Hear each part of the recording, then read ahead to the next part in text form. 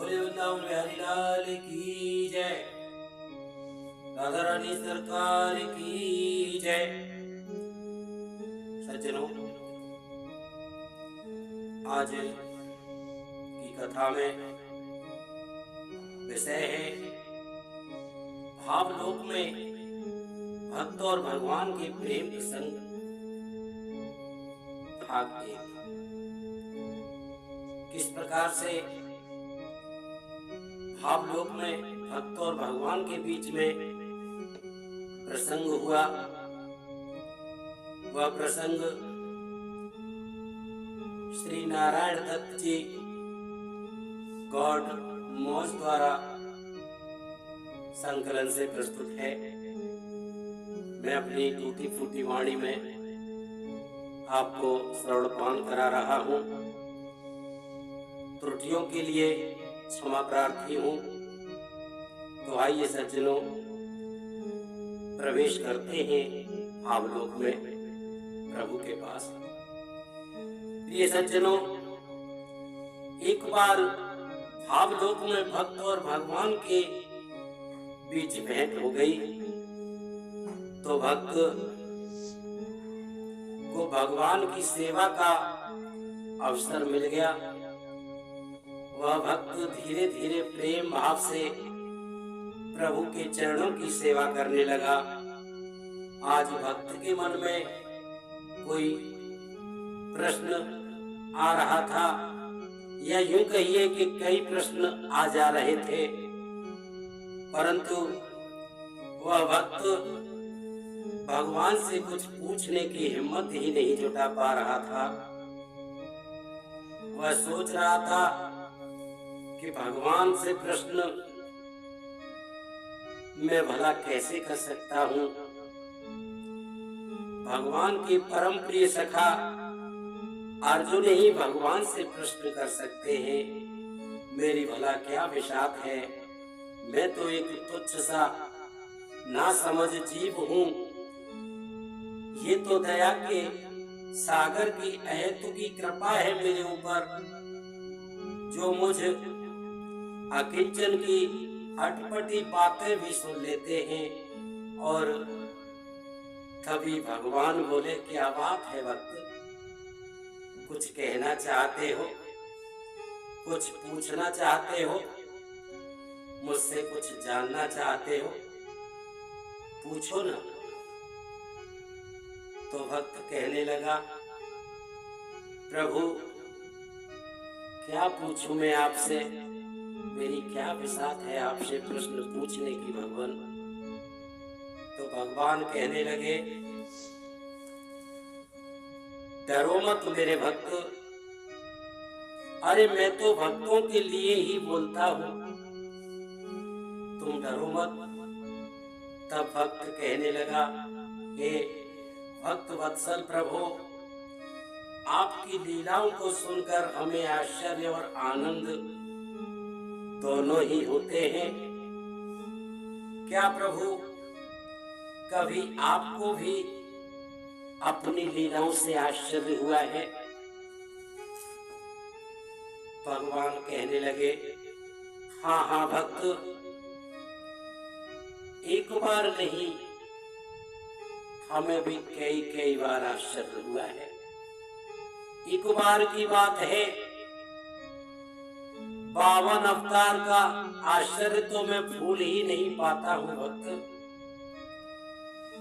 जब मैं राजा बाली के यहाँ पर 3 पग भूमि मांगने गया था, भक्त कहने लगा, हे प्रभु, हे कृपा निधान, कृपया मुझे वह प्रसंग सुनाकर कृतार्थ करें।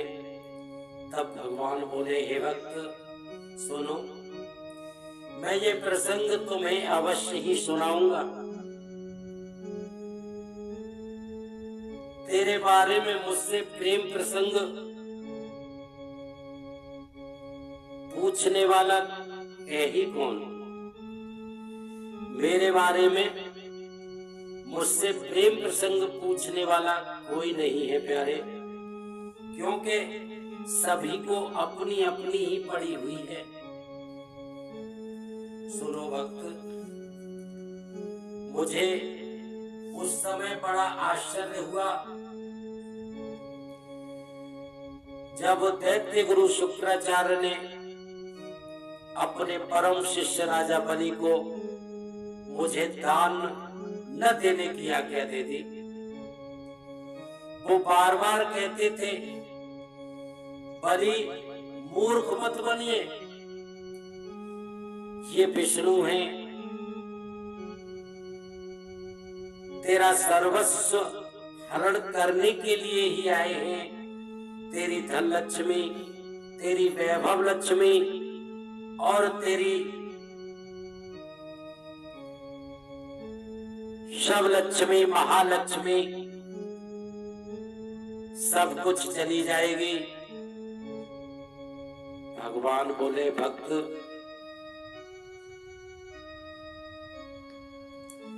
जब मुझे शुक्राचार्य की अज्ञानियों जैसी बातें सुनकर महान आश्चर्य हुआ,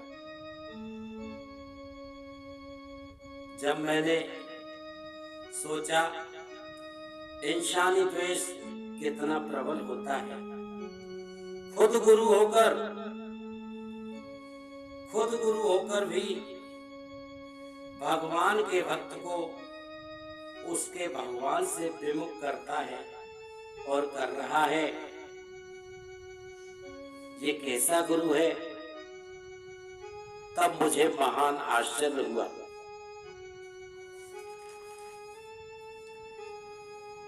भक्त कहने लगा, हे प्रभु, आपकी लीला जो भला कौन समझ सकता है, आपकी लीला तो बड़ी विचित्र है भगवान।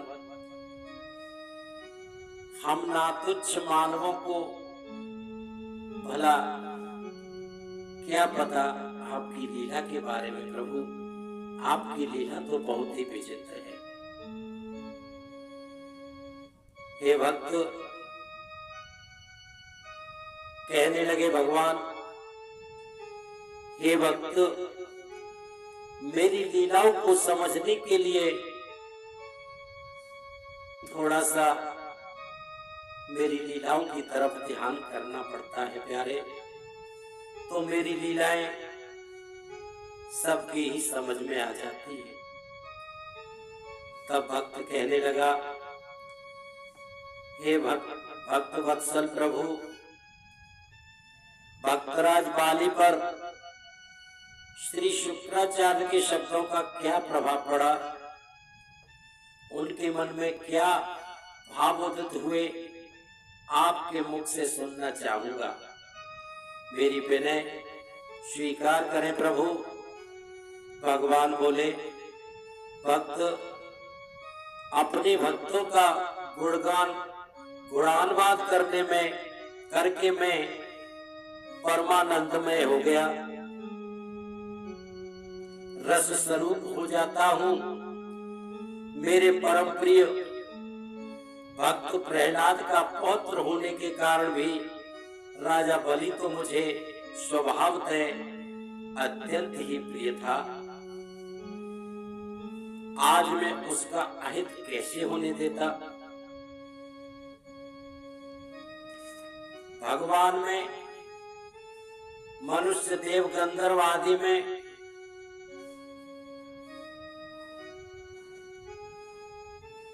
यही तो अंतर होता है कि भगवान कभी अपने भक्त का बुरा नहीं होने देता। मनुष्य, गंधर्व आदि में इतनी बुद्धि कहाँ जो मेरी गूढ़ लीलाओं को समझ सके। मैं जब अपने प्रियजन पर कृपा करता हूँ तो सर्वप्रथम उसकी लक्ष्मी का हरण कर लेता हूँ। मेरे और मेरे भक्त के बीच में प्रभु के सिवा कुछ और हो, वह मुझे गवारा नहीं। मेरा भक्त मेरे स्वभाव से परिचित होता है, अतः मेरे भक्त बलि के हृदय में भी गुरु शुक्राचार्य के लिए कोई दुर्भाव नहीं उत्पन्न हुआ। मेरा भक्त तो मेरा भक्त होता है। उसने पूर्ण गुरु को श्रद्धा समर्पित की और पूर्ण गुरु भाव के साथ उनकी पूजा अर्चना करने के बाद मुझे वरदान स्वरूप 3 पग धरती दी, तो मैं धन्य हो गया, धन्य हो गया, धन्य हो गया। जय जय श्री राधे, जय जय श्री कृष्ण, जय जय श्री श्याम, जय जय श्री वृंदावन।